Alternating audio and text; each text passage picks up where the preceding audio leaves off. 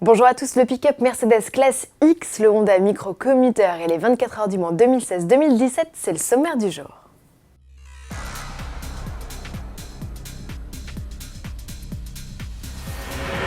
Fin de semaine riche en nouveautés avec l'arrivée des Mini Countryman, Mercedes Classe E63 AMG et Classe X.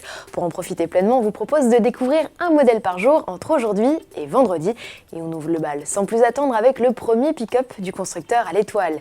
Il ne s'agit encore que d'un concept, mais il ouvre la voie à un nouveau segment de véhicules dans la gamme Mercedes. Pour le constructeur, l'objectif est d'ailleurs clair, toucher une nouvelle clientèle qui n'a jamais songé à acheter un pick-up.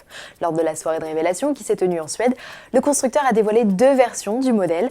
Le premier, repérable à sa teinte verte, joue à fond la carte de l'aventure avec en signe distinctif ses pneus tout-terrain et son treuil électrique. Le second, repérable à son unique barrette dans la calandre et sa teinte blanche, privilégie le confort et les équipements avec un intérieur en cuir et des inserts décoratifs en chêne ou en aluminium. Quelle que soit la version, la benne autorise une charge utile de plus d'1 tonne et un volume jusqu'à 4 mètres cubes. Des modèles très aboutis qui préfigurent la version de série du pick-up attendue fin 2017 en Europe. Développé en collaboration avec l'alliance Renault-Nissan, le Classe X partage avec les Alaskan et Navara leurs plateformes, transmission et motorisation, notamment les 4 cylindres diesel de 160 et 190 chevaux. Un V6 complétera le catalogue. Le pick-up sera assemblé sur le site Nissan de Barcelone et dans l'usine Renault de Cordoba, en Argentine. Le marché des pick-up, c'est 5 millions d'unités par an, soit 38% du marché des utilitaires dans le monde.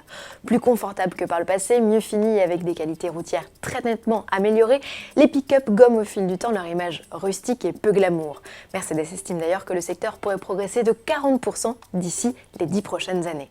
Pas étonnant donc de voir les constructeurs généralistes se lancer à leur tour dans l'aventure, aux côtés des constructeurs historiques tels que Mitsubishi, Toyota ou Nissan. En France, le marché des pick-up est une niche qui représente 10 000 ventes par an, principalement aux professionnels, mais la tendance tend à s'inverser, d'autant qu'ils échappent au malus automobile et aux taxes sur les sociétés. Et pour tout savoir de ces modèles, on vous conseille vivement de lire Auto Plus Utilitaire. Le 5e numéro vient justement de rejoindre les kiosques, tarif 4,95 €. En bref, Honda a présenté lors du salon japonais de l'électronique un quadricycle de 2,49 m, soit 15 cm de plus qu'un Twizy, dont la particularité est d'avoir des panneaux de carrosserie réalisés à partir d'une imprimante 3D. Le châssis, lui, est basé sur une structure tubulaire rigide. L'ensemble qui atteint les 600 kg est animé par un bloc électrique de 11 kW. L'autonomie est de 80 km. Cet exemplaire du Micro Commuter sera utilisé par un célèbre fabricant japonais de biscuits pour ses tournées. Pour finir, deux infos pour tous les amoureux des 24 heures du Mans. La première concerne la billetterie. Elle ouvre ce 28 octobre à 10 h pour vous permettre de réserver et pourquoi pas offrir des places pour l'édition 2017 qui se tiendra du 11 au 18 juin. Tarif à partir de 82 € la semaine.